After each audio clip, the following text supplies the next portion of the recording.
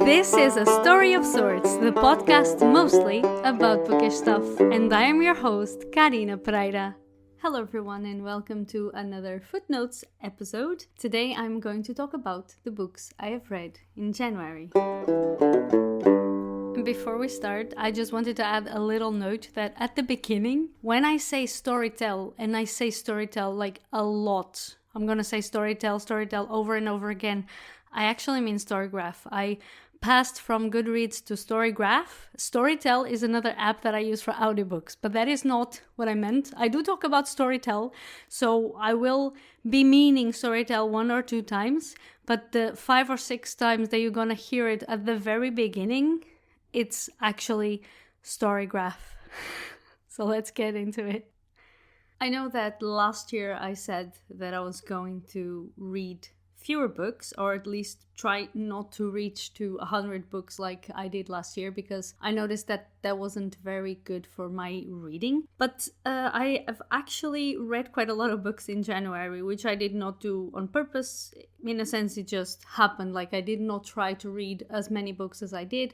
I also read a lot of graphic novels, which were shorter. But in January, I've read 17 books. I have right now here a list of the books that I have read, but they are not in the right order that I have read them, because I've switched to Storytell, and I made a mistake when I was writing them down. And I actually was writing down the books that I gave 5 stars to, instead of writing down the books that I read in the right order. But that's okay. I'm also, because there are so many books today, and I don't want to make this episode extremely long, I am also going to talk about the books in, not in a very long way or in a very detailed way. So I am going to just say more or less what I thought of the books, what was my impression of the books. But I have consistently posted on Instagram last month, and so I have a lot of the reviews in there that you can check out anyway.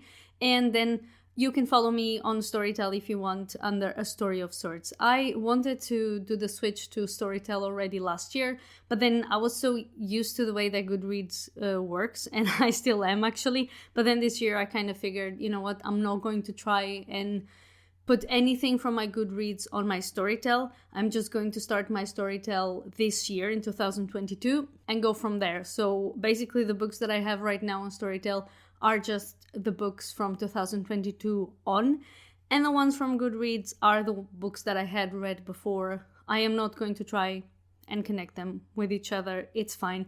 I have both websites that I can use if I need to go back and check things. Also, Storytell is not from Amazon, but it works the same as Goodreads. And that's why I decided to take the leap and I decided to try them out. And of course, in the beginning, especially when you're used to a website, you are going to have some trouble getting to know the other website, understanding how it works. It may not be as intuitive because Storytell also has a very small team right now at the moment. They just started. But I enjoy the website, and honestly for me, I really just want to take note of the books that I have read during the year. So I don't really need too much to do like intricate challenges or etc. And the stats are really good because they do have stats. And I think that people at Storytell actually listen to the readers and to the users, something that Goodreads doesn't do very well. But again, I don't know a lot about Goodreads because I was just using it for the most basic thing, just keeping track of the books I read and keeping track of my challenge for the year. But anyway, if you want to check out Storytell, if you don't know it, then please do so. And if you feel like it, you can also follow me there.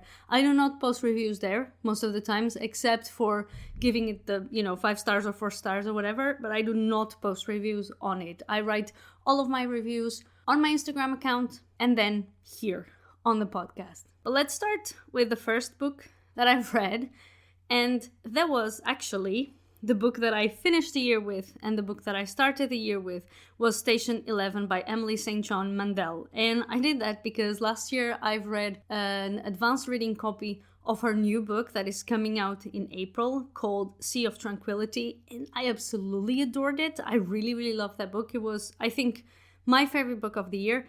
And I had never read anything by Mandel, but people are gushing about a lot of, about Station 11 mostly, so I just decided to give the new one a try, and I got approved for the e-arc, so yeah, I started with that.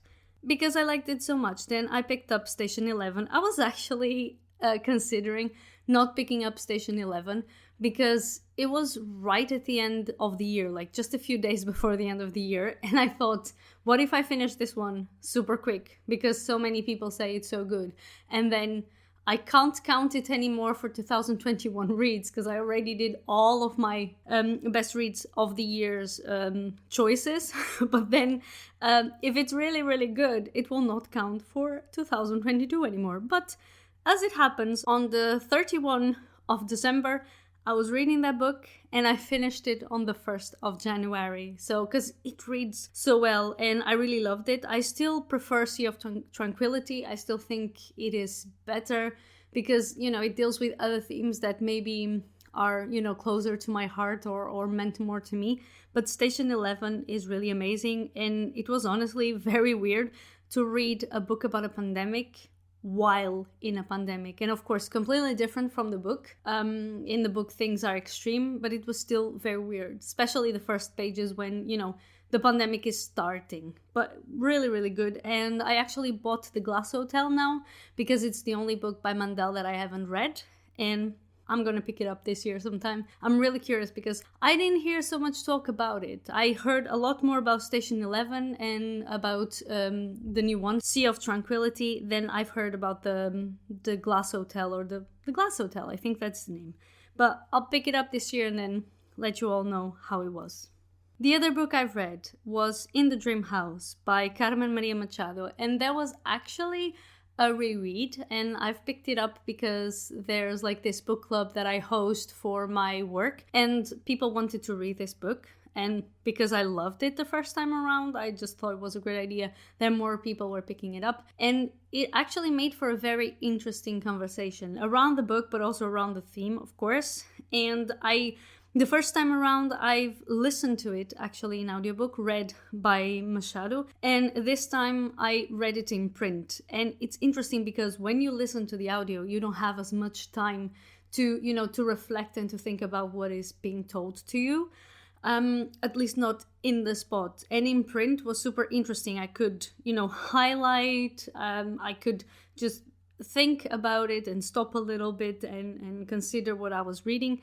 And there were a lot of things that I forgot because I always forget a lot about books. And yeah, it was super interesting, and I still love this book very much, even though I really love the sphere, the atmosphere that it gets created by Carmen Maria Machado reading it. I really thought it was very interesting to assimilate the story with more time and take my time to read and to think about things in print, even though, again, I cannot choose between the audio and the print because the audio is so good, but the print really offers a different experience. And I usually don't read print, non-fiction in print. I have a lot of trouble, but this one, because it reads kind of like fiction, it was really nice to read, and I really enjoyed it again. The first advanced reading copy that I've read this year was Radium Girls by C. I think that's how you pronounce the name of the artist and the writer, because it's a C and a Y. I think the actual name is Cirele or something like that, but this is their artist name. And it talks about this group of girls. And when I picked up the advanced reading copy, when I requested it, I actually thought the story was about the women that died in that factory accident that we hear about on the 8th of March, that we talk about and that we, not celebrate, but that we have the 8th of March for as Women's Day. And I thought it was the same thing. But then as I actually did some research, I realized that it was not. I realized that the Radium Girls were another group of women who worked in a factory, and they worked basically putting ink on the pointers, the handles of watches, so that they would glow in the dark and that you could see what time it was, even in the dark. Except that they were instructed to be faster, to do their work quicker, in between strokes of paint, to lick the pencils. And then, of course, because the ink contained radium, they became sick eventually, but like the sickness came later and they started dying, and they knew each other, of course. And then there was obviously a lawsuit against the factory because they knew what they were doing. They just did not tell any of the girls, because everyone working at the factory were girls. They did not tell any of the girls what happened. And this graphic novel, I really, really love the artwork.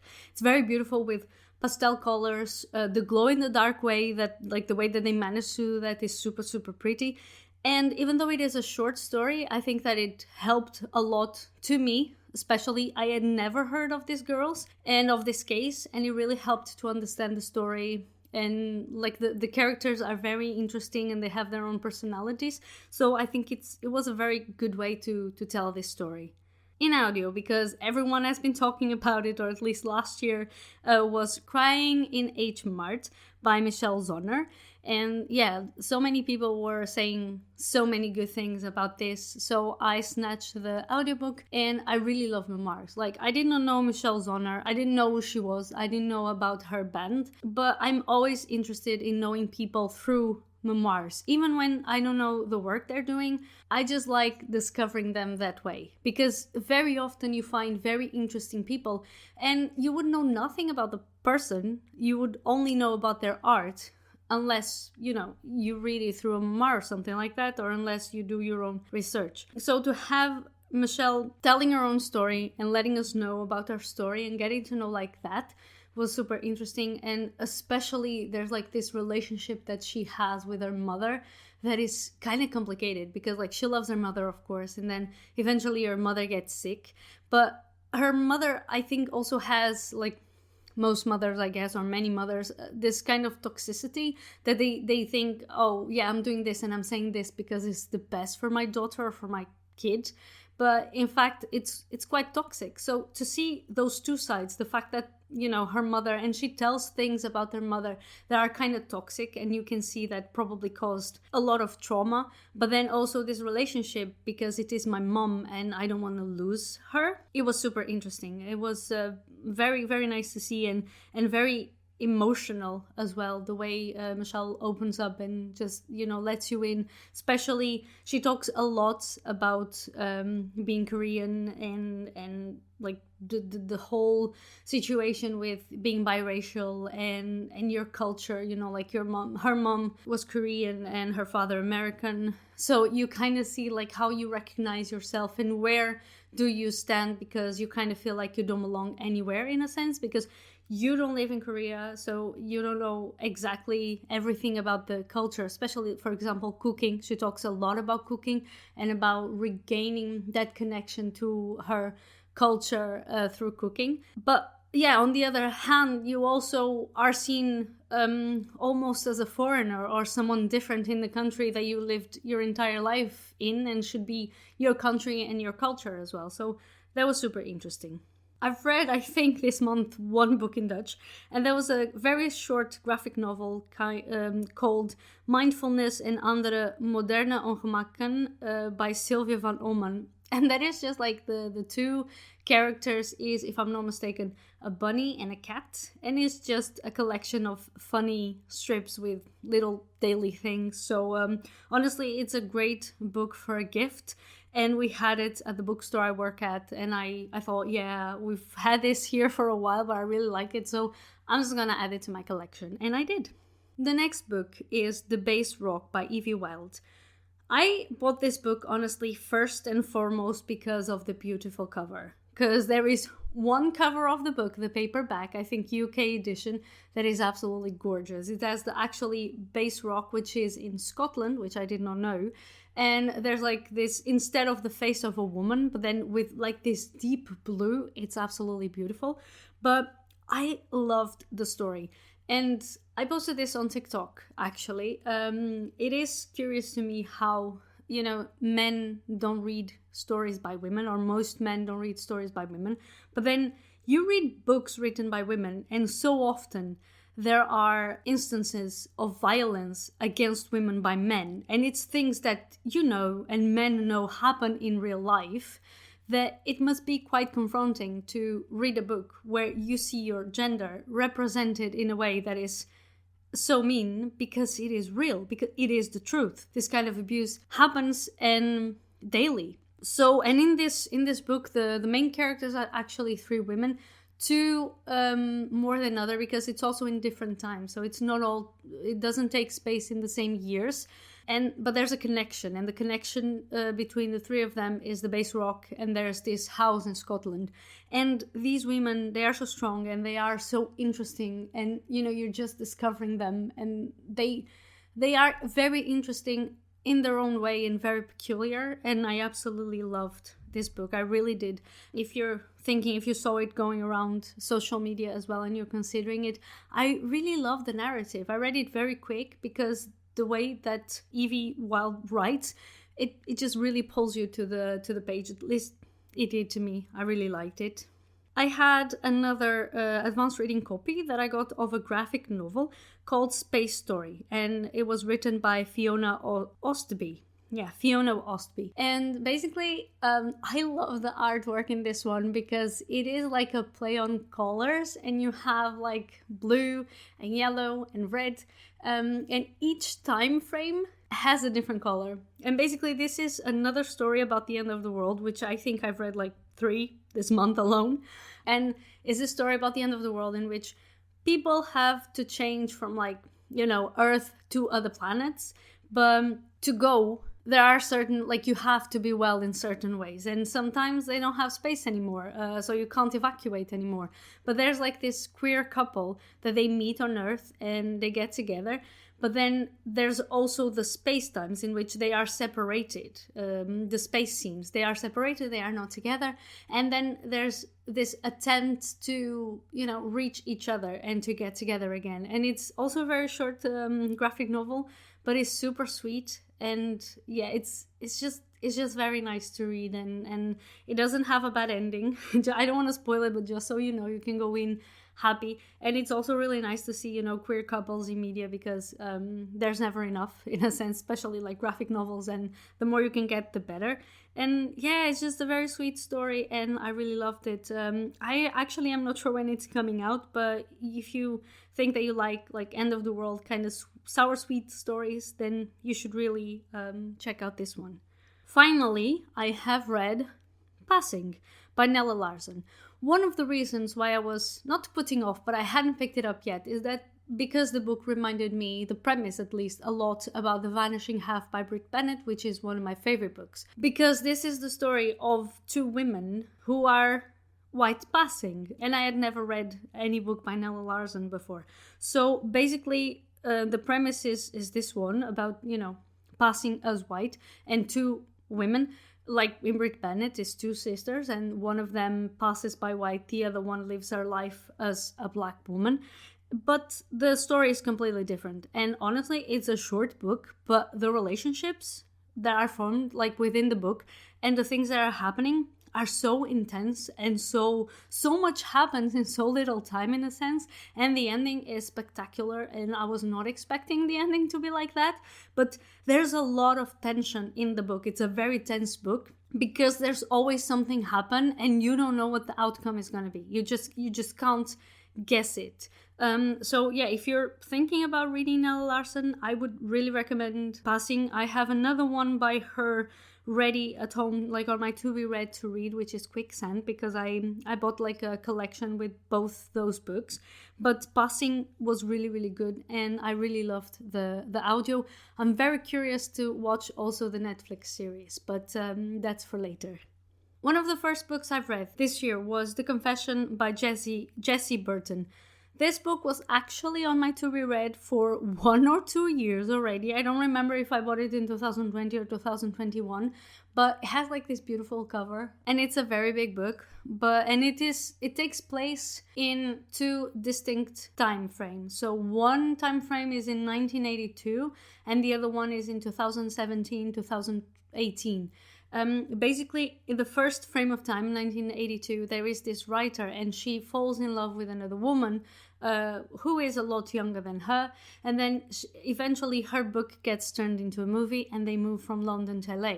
And when they move to LA, there is a lot of tension there, a lot of conflict that begins, because Elise, that's the other woman, So basically the author is Connie, the other woman is Elise. She kind of feels like she doesn't know very well what she's doing there, and there's all this attention on Connie, so it's a bit complicated to deal with all those feelings. And then eventually, when you go to 2017, there is Elise's daughter, and the mother disappeared when she was a baby, so she knows nothing about her mother. But finally, her father decides to tell her, listen, Connie knew your mother, they had a relationship, so try to, if you want to know more about your mother, try to talk to her. But Rosie, and that's the daughter, she kind of gets into, those kind of situations in which you get into, you don't know very well how, but then the best way to deal with it is to kind of go with it and kind of lie. So somehow through a misunderstanding, she gets close to Connie, but Connie doesn't know who she is. And it's very, very interesting to know how things develop from then on, especially because Rosie has troubles in her own life with her boyfriend and what she wants with her life, what she wants to do. She's kind of like in a place where she does not know how her future is going to be or what she wants for her future, but she wants more than what she has. So again, super interesting, very well written. I'm just sorry that I didn't pick it up before, but I guess this was the perfect time to pick it up because I loved it. Now, this was one of the favorites of the month, another end of the world read. And that was Moon of the Crusted Snow by Waubgeshig Rice. And Rice is a native writer, and this book was recommended to me by Rare Opal Reads on Instagram. She has like a great account, so you can check her out. And I was looking for more books about the end of the world, and I got recommended this one. And because I really like Indigenous writing, I decided to pick it up on audio, and it was amazing. I really loved it. Like, the story takes place in a reservation, and suddenly the power goes off and nothing works. And they kind of realize that they're gonna have to start surviving for themselves instead of waiting for the trucks with all the food, etc., to come into town. But they have ways to do that. They're native, they know how to deal with, nature and survive even without power, even without energy, and in community. And then someone, like a kid who was studying in Toronto, comes back and he says, well, it's not just a reservation, and that's why nobody has arrived yet to kind of help us out. It's the whole country, or maybe it's not really obvious if it's the whole country or the whole world, but definitely the whole country is in trouble. Like, we managed to escape somehow and now we're here, we're back, but things are chaos. And then there's one white guy that shows up. He ends up in the reservation by following something, and he knows how to survive in the wild. But the thing is, as soon as he arrives in the reservation, there starts to be a break between groups. So while before some people were discontent about the way that the chefs of the community were dealing with things, so they ended up with the white guy arriving. It kind of became like the one controlling the group of people were discontent, like, just come to my team, I will make sure we have food, etc., etc. So there begins, and I'm going to use this word again, a lot of tension between the white guy and the people of the reservation, except that the people in the reservation, they don't want any trouble, so they just kind of like, what are we going to do? Just let him do whatever he wants to do. We'll keep an eye on him and we do our own thing. And of course, the guy comes with a white guy complex. And in the book, he even says it like, oh, always the white guy that comes and saves the day, without understanding how ironic and wrong, of course, that is. And so basically, there's another group of people who show up, etc., etc., and things start going down mainly because of that white guy. And I'm not going to tell you the end, of course. I don't want to spoil the book for anyone, but it's super well written. Things are so well thought, specifically if you think about, colonialism and the way white people very often think that they are going to save someone, like the white savior, but then they just end up messing up everything and not knowing their place. Very interesting to think about how those relationships develop and the gaps that start existing because of that. So apparently there's a sequel coming at the end of this year, and I really want to read that one. So I'm going to keep that one in mind. because this month I have been reading a lot of advanced reading copies, because last year was terrible for advanced reading copies. I kept requesting them, but did I read them? I did not. So this year I was trying to, compensate for the things that I left behind last year. I still have a lot to do and a lot to run, because I was away, like I didn't have a Kindle for 3 months because my old Kindle broke. And then I wanted to wait for Black Friday to have some discount on my Kindle. I bought a Kindle Paperwhite, which actually I love. It's a lot lighter than the other one, and it's just thin and it feels super nice on your hands, and it has super nice light. But I wanted some discount and I managed to get it. But during the 3 months I didn't have a Kindle. I wasn't reading any digital books, but I was definitely still requesting advanced reading copies, and luckily still been approved for those copies. So there are some books right now that I have no idea why I requested them, because I cannot remember anything from the premise or whatever. So I'm gonna have to check Edelweiss again. But that means that I have a lot of books to, get to in time, I hope, to review them. One that I picked up, it's called Woman Eating by Claire Coda, and this book is about a vampire, and it's like the vampires. This is a bit weird because I kind of have a feeling, it's this vampire's first life, but a vampire doesn't die, so a vampire doesn't have 2 or 3 or 4 lives. But basically, she is a millennial. She has just been born, not just been born, but she's in her 20s, and she's very young, a very young vampire, and she has to deal with finding her way in the world like any other person would. She's an artist, so she has become an intern for this art gallery, and she has to deal with what does she want from life, and dealing with being hungry, but she doesn't know how to get blood. Her mother used to feed her, and they used to have like pig blood, but she does not have a supplier like her mom had. So now she's hungry, and she's lost, and she doesn't know what to do with her life. So basically she has to deal with both millennial, young person in their 20s problems and vampire problems. Super well written, a new take on vampires, at least that I know of, but I haven't read much of vampires. But I really enjoy this one. I thought the plot was super interesting. I loved the ending so much. I cannot tell you how much I loved the ending. It was just chef's kiss. I loved it. The book, if I'm not mistaken, is also coming out in April, so you want to keep this one on your radar for sure.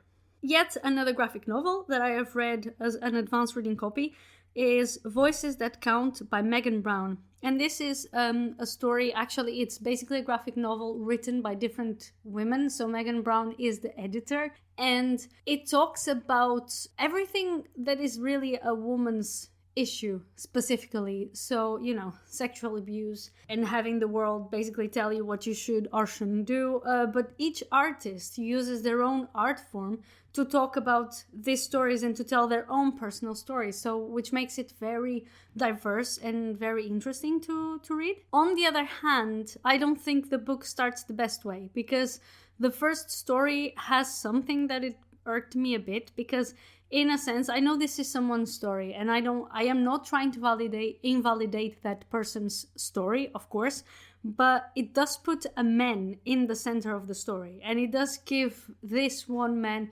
incredible power and incredible importance in the life of this woman, which I thought that for a book about, voices that count, about the voices of women, was maybe not the best way to start, or maybe not the best story to include. But of course, it's an option, and it's the story the artist wanted to tell, so I respect that. But the rest was really good, and I really enjoyed it. The next e-arc that I read was A Visit to Moscow, also a graphic novel, and it was written by Anna Olswanger, and it is the story of an actual real experience of an American rabbi who traveled to Soviet Union in the 60s, and he there meets a family of Jewish people.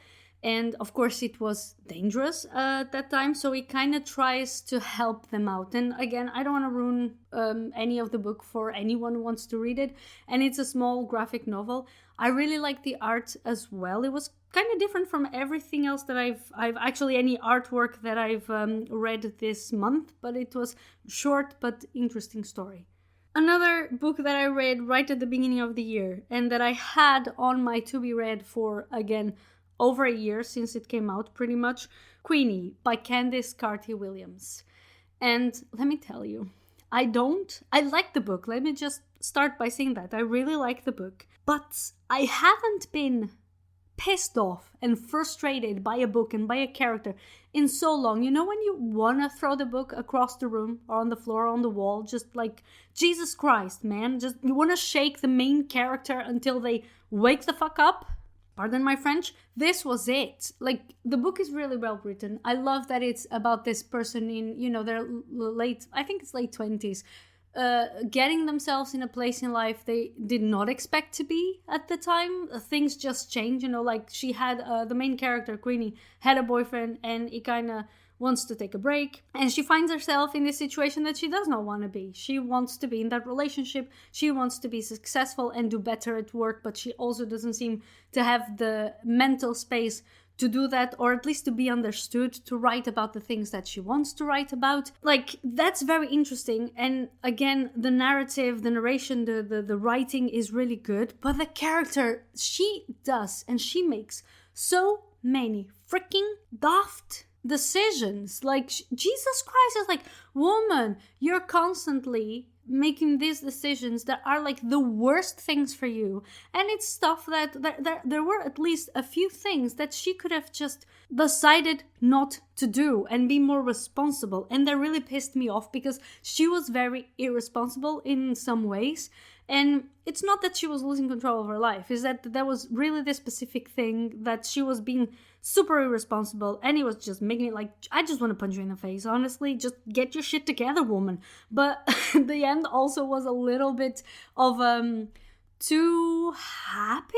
Like, things kind of rounded up and not everything was perfect, but the way that the ending was written, it was very too happy-go-lucky. And especially in a book where so many bad things happen, and, you know, like, most of it are downs, to get to the end and have all this up, in a sense, was just too perfect for me, which sometimes happens in books, and that's fine. It doesn't ruin the rest of the thing. But honestly, I just want to shake this character. I just want to shake her. But I can't, because it's a fictional character. Again, I think I still gave the book 4 or 5 stars. Really, I can recommend it if you can go through this, you know, being a bit frustrated with a character and empathize with a character, which I guess maybe I didn't empathize completely, then it's gonna be a good story for you. But okay, let's move on. The next book was The Melting by Lisa Spit, and Lisa is actually a Dutch author. Actually, she's Flemish, she's Belgian. But I was considering reading the book in Dutch, but then I saw how big it was. And I just decided to get the English one, because then I can read it a lot faster. And it is an author that I wanted to read, because we have her second book out, is in the shop, and a lot of people are interested in her writing, and I had heard a lot of good things, so I decided to pick up in English just, you know, to get it done. This book, though, I could tell, and there was a translator's note, but I could tell that it was translated from Dutch. There are a few grammar things and a few things that are told and translated by the translator that you really see that they came from the Dutch originally, which didn't really ruin the experience for me. But I think, yeah, the next one by her, I will definitely read it in Dutch. And this book could have been perfect. This book made me write an article for Book Riot about shock value, which is something I've been considering before with other books. But when I read this book again, it made me think about it, and I was like, I have to write it. And I wrote, is now live for Book Riot, about that, about the worth of shock value, and how sometimes authors do seem to write for shock value. They seem to write to shock you, even when that whatever they are writing that it's meant to shock you does not contribute a lot to the plot. The Melting failed in that instance, that up to a point, it was believable. It was very interesting. The story takes place in a very small town. It's like 3 kids, and one of the kids, actually, the parents own a cow farm, so a milk farm. And I could relate to that, because as I was growing up, I had a friend whose parents also had a milk farm, and I used to go and help with the cows. And so that was very relatable.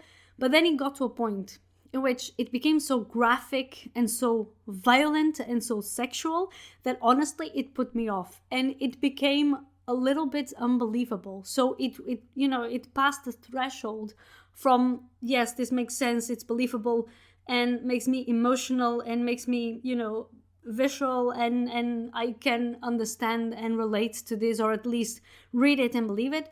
And it passed that, and it went into the this is bullshit. There's no way. Like, if you know a small town, there's no way. There's no way. So it was a shame. I still gave it 4.5 because, again, it reads, as we say in Dutch, like a train. And the story was really interesting. The plot really well made. There's like a connection that I only saw like 80% of the book, what was actually going to happen at the end. But that little, the shocking things at the end of the book just became too much to be believable, and I'm really sorry for that. So I hope our other book is kind of different than that. But yeah, kind of lost something when it went beyond what it should have been. Still, quite a good book. I've read another book, my third now, by Stephen Graham Jones, and that was Night of the Mannequins, which I've heard a lot of people talk about. And that's the thing, I do enjoy a lot a certain type of horror, and that's the type of horror like The Only Good Indians and Tender is the Flesh, which is, again, can be gory, but it kind of goes sometimes beyond a certain, level. It's just very horror. But it also makes you think about a lot of things, and I really like that. Night of the Mannequins was really interesting, even though it is not the type of horror that I love. I like the plot. Again, I always love, Stephen Graham Jones writing. He always manages to deliver a plot. And there's one thing that I've noticed, and so far I've read, as I said, 3 books by him. There was The Only Good Indians, it was My Heart is a Chainsaw, and then now Night of the Mannequins. And somehow you never really believe that the thing that the main character believes in, that is true. Especially in My Heart is a Chainsaw. I was listening to Jade talking, that's the main character of the book, and I was like, girl, what the heck are you going on about? Like, what? But then in the end, they're right. And in Night of the Mannequins, it was the same thing. Like, you're just going out of your mind. But then, yeah, no, they're not going out of their mind. They're actually, I think, right. Because this one has a bit of an open ending, but you kind of realize that he wasn't making all this stuff up. But it's kind of crazy as well. It is kind of crazy, and I really like that.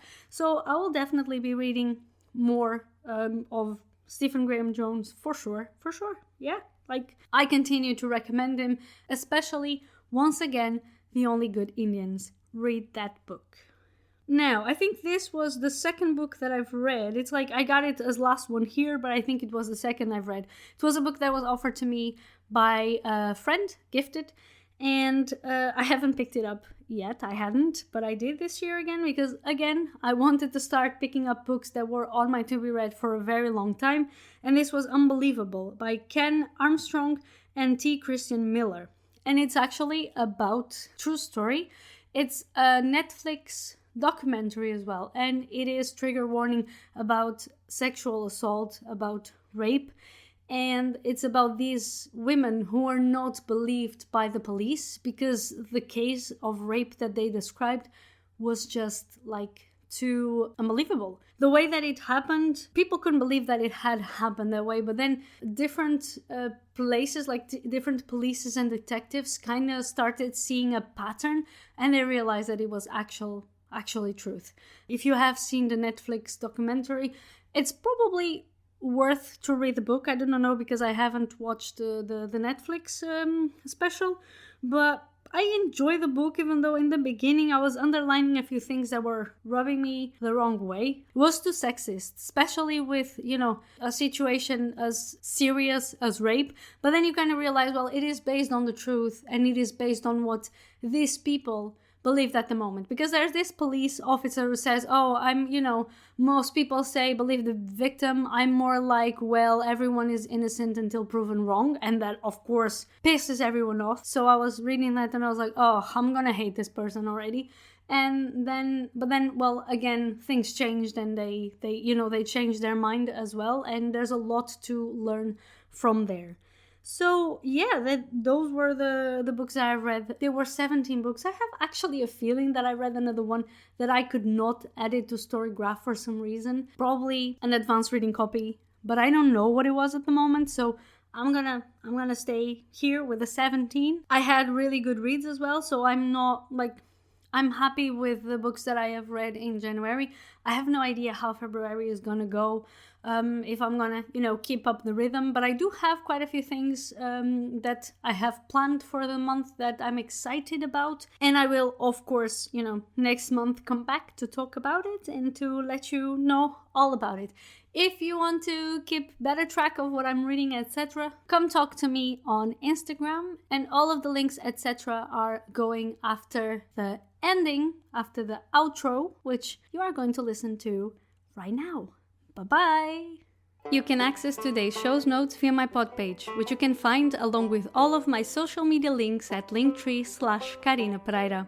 If you have enjoyed this episode, please consider supporting A Story of Sorts on Patreon. Patreon is a platform which allows you to contribute monthly to the podcast in exchange for extra content, such as early access to episodes, a shout out at the end of an episode and on Instagram, and choosing a theme for me to talk about on the podcast. You can become a patron at patreon.com/A Story of Sorts. Leaving a review would also be highly appreciated. Don't forget to subscribe to get a notification when the next episode hits. I'll talk to you then, and thank you for listening.